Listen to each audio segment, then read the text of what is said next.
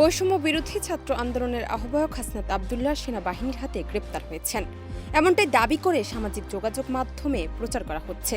Rumour scanner টিমের অনুসন্ধানে বলা হয়েছে এই খবরটি ভুয়া।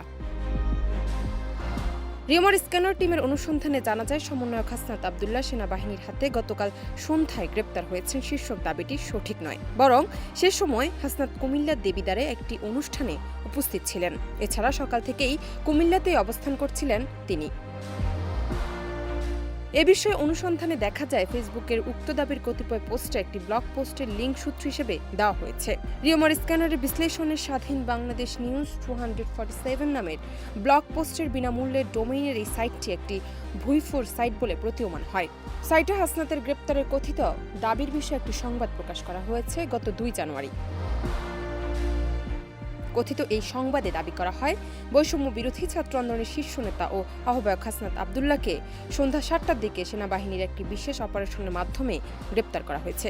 রাজধানীর মোহাম্মদপুরে একটি ব্যক্তিগত বাসায় বৈঠকের সময় তাকে আটক করা হয়। জান্নাত নিপু, দেশ রূপান্তর।